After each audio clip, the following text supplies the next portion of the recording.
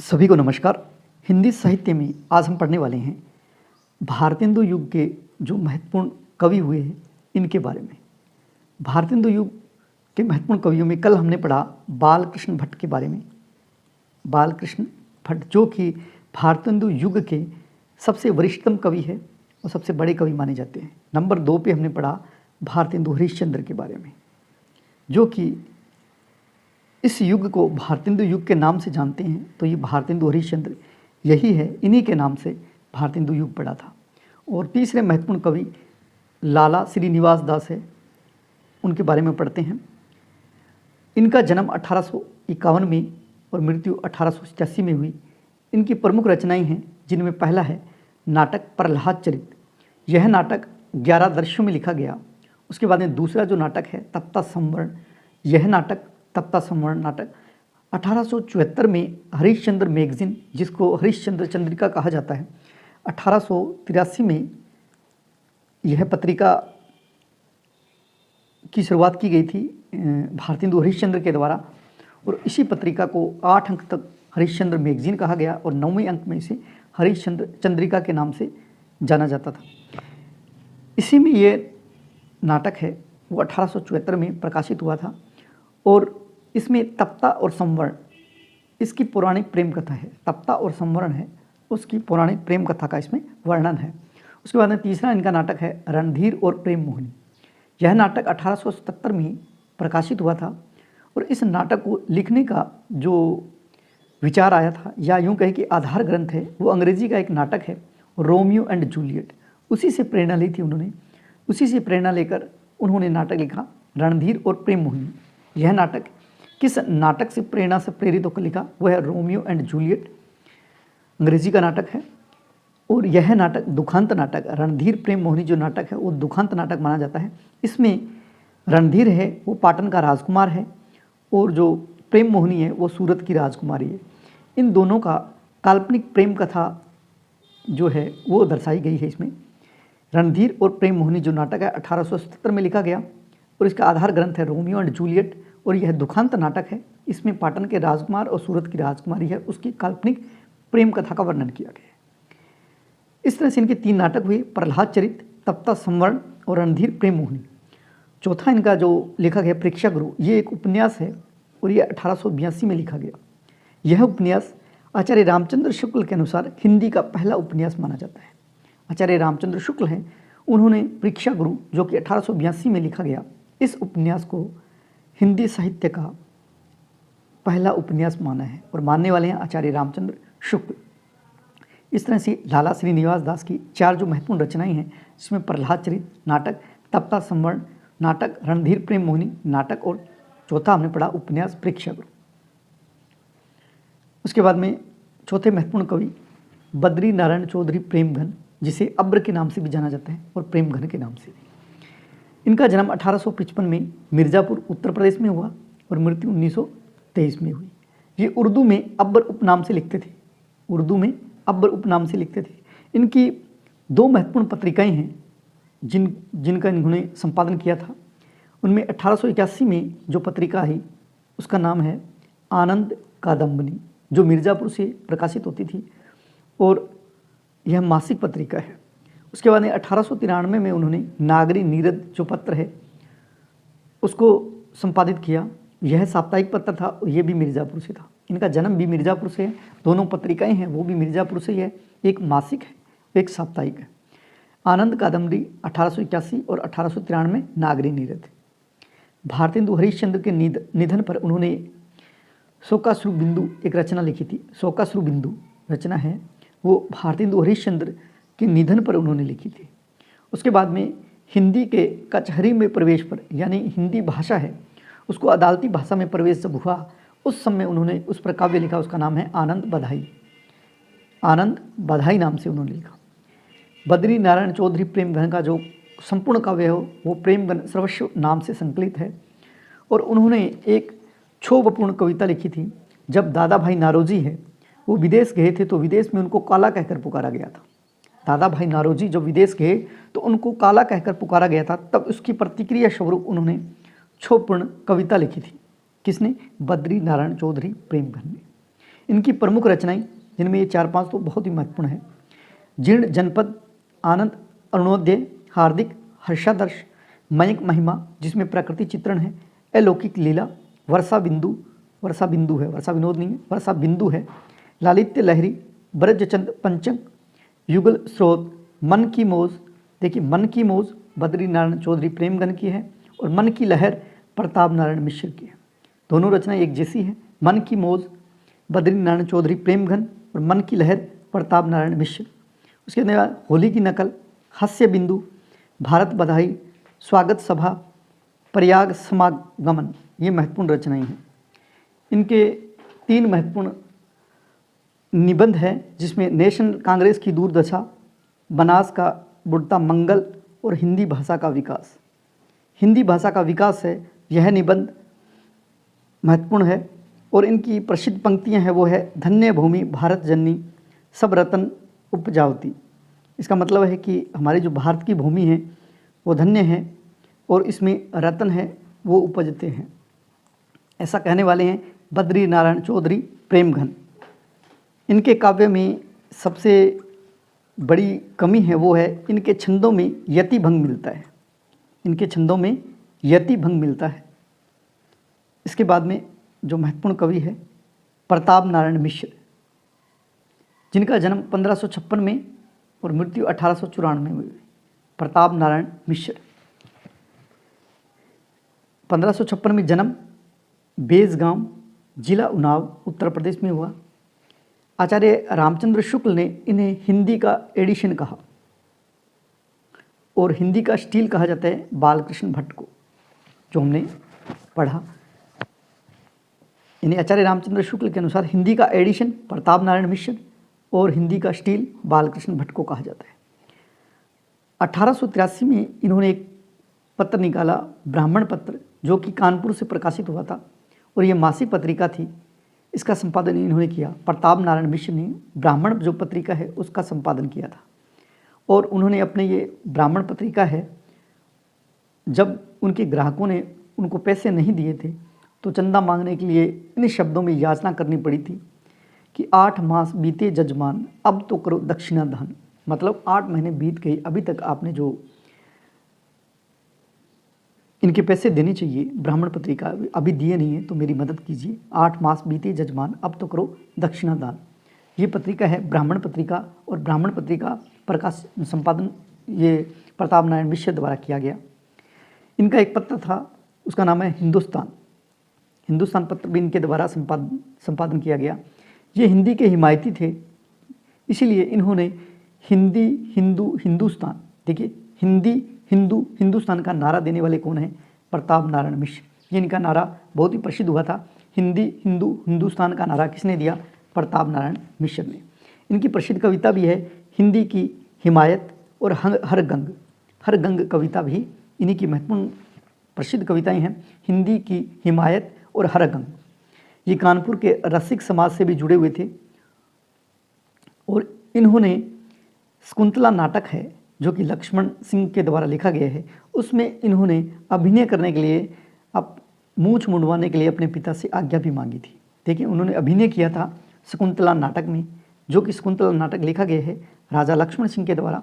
उसमें उन्होंने अभिनय करने के लिए अपने पिता से मूंछ मुंडवाने के लिए आज्ञा मांगी थी। प्रताप नारायण मिश्र ने लावणी शैली और आल्हा शैली काव्य में प्रयोग किया है, यानी लावणी शैली और आल्हा शैली लाने वाले हैं प्रताप नारायण मिश्र। इनकी प्रमुख रचनाएं प्रेम पुष्पावली, मन की लहर, ये देखिए मन की लहर, मन की मौज, पहले हमने पढ़ा था मन की लहर प्रताप नारायण मिश्र।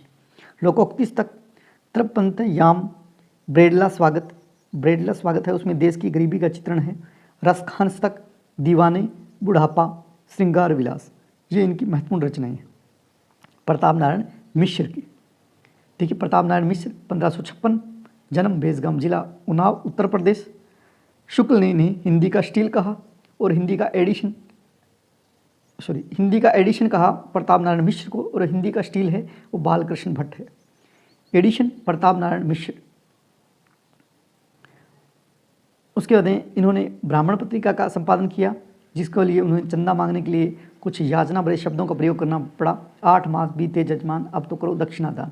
और उनका एक और पत्र है, वो है हिंदुस्तान, और ये हिंदी के हिमायती थे, इसलिए हिंदुस्तान का नारा दिया। इनकी प्रसिद्ध कविता है हिंदी की हिमायत और हर गम। और ये कानपुर के रसिक समाज से भी जुड़े हुए थे। और उन्होंने एक नाटक है जिसमें अभिनय किया था, शकुंतला नाटक, इसमें इन्होंने अभिनय करने के लिए अपने पिता से मूंछ मंडवाने के लिए आज्ञा मांगी थी। और उन्होंने लावणी शैली और आल्हा शैली काव्य में प्रयोग की। और इनकी प्रमुख रचनाएं में प्रेम पुष्पावली, मन की लहर, लोकोक्तिस्तक, त्रपंतयम, ब्रेडला स्वागत, रसखांस्तक, दीवाने, बुढ़ापा, श्रृंगार विलास इनकी महत्वपूर्ण रचनाएं हैं। और उनके प्रमुख निबंध देखिए, भो, दांत, पेट, धोखा, वृंद, बात, मूंछ, आंसू, समझदार की मौत और होली या होरी है। तो इसमें देखिए भो, पेट, दांत, मूंछ, इस तरह की ये रचनाएं ऐसा लगता है जैसे रामचंद्र शुक्ल की है, क्योंकि उन्होंने भी इस तरह की रचनाएं लिखी है। तो थोड़ा सा इसको ध्यान रखिए, भो, दांत, पेट, धोखा, वृद्ध, बात, मूंछ, आंसू, समझदार की मौत, होली या होरी, ये इनकी महत्वपूर्ण रचनाएं हैं।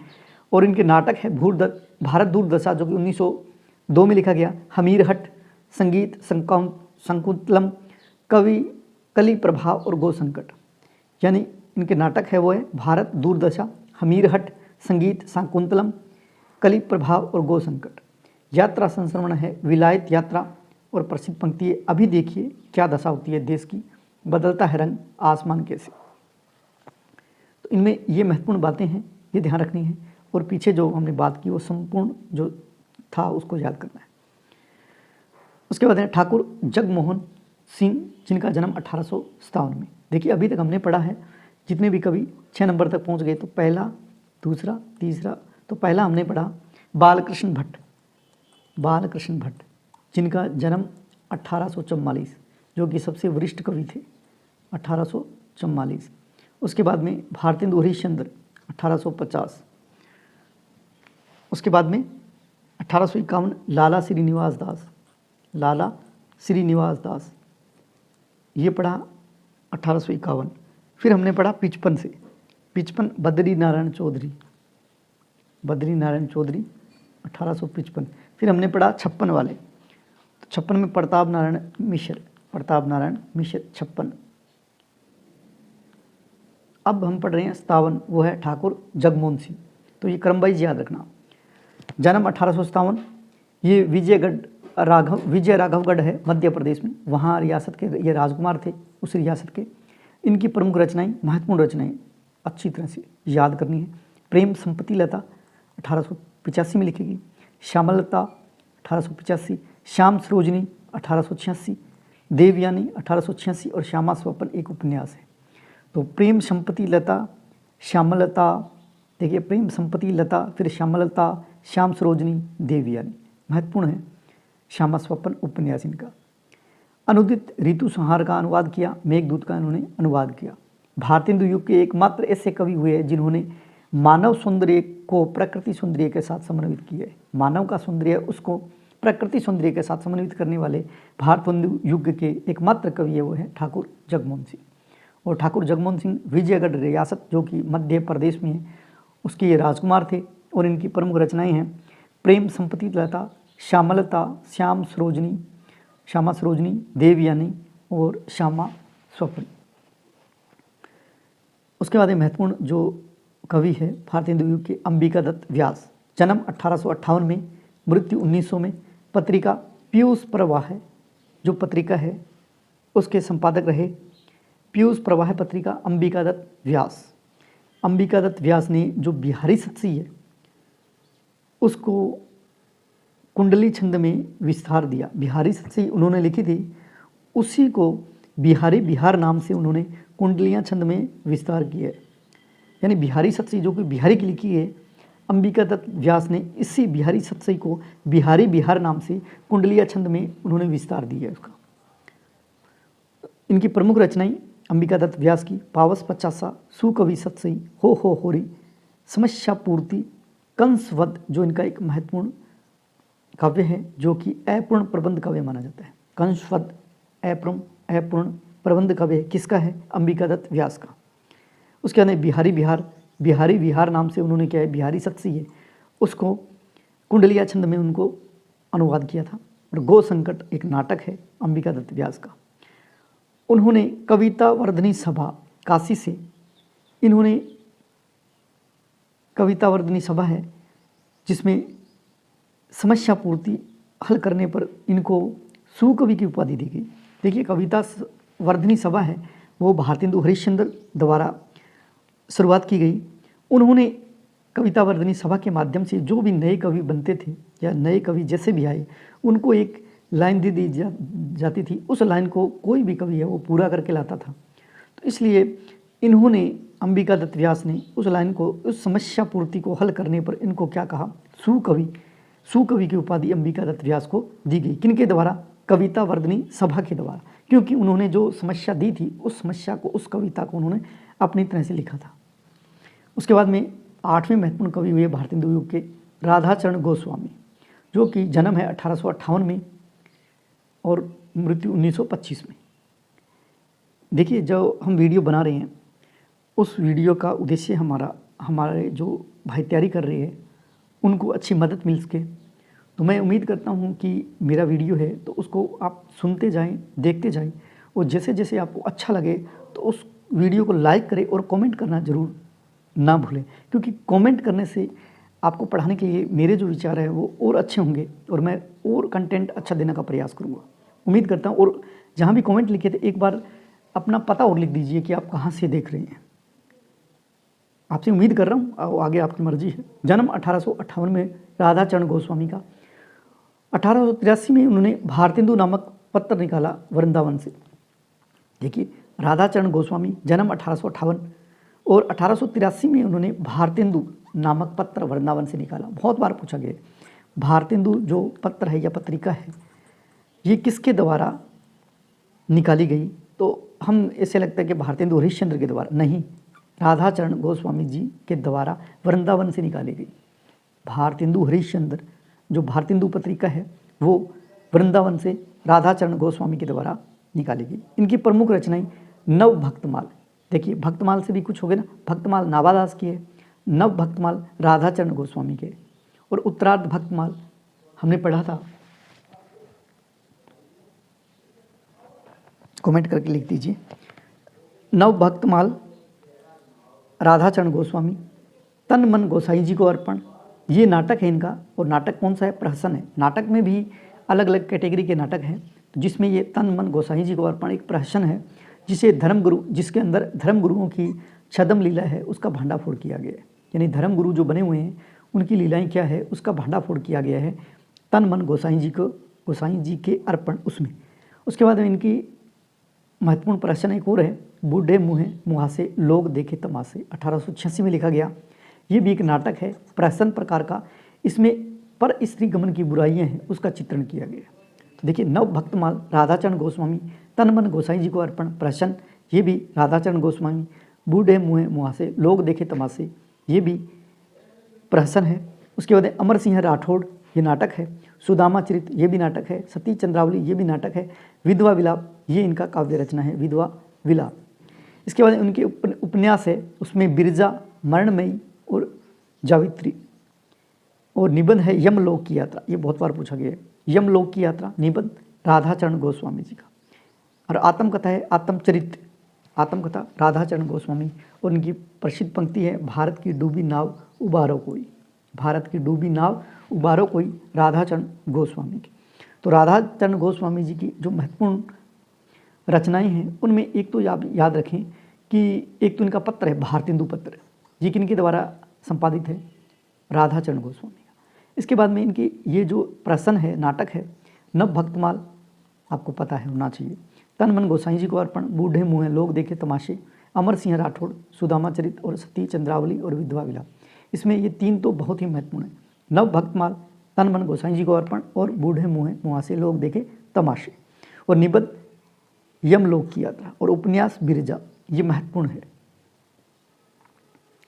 राधा कृष्णदास, देखिए पहले हमने पढ़ा राधाचरण गोस्वामी, अब हम पढ़ रहे हैं राधा कृष्णदास, राधा और कृष्ण दोनों आगे। 1865 में जन्म, भारतेंदु हरिश्चंद्र है उसके ये फुफेरे भाई है। भारतेंदु हरिश्चंद्र उनके ये फूफे के लड़के हैं, तो फुफेरे भाई हुए राधा कृष्णदास।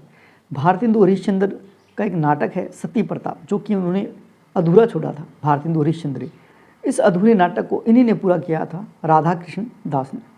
देखिए, भारतेंदु हरिश्चंद्र का जो एक नाटक है वो अधूरा था, वो है सती प्रताप। और सती प्रताप जो अधूरा नाटक है उसको पूरा किया था राधा कृष्ण दास ने।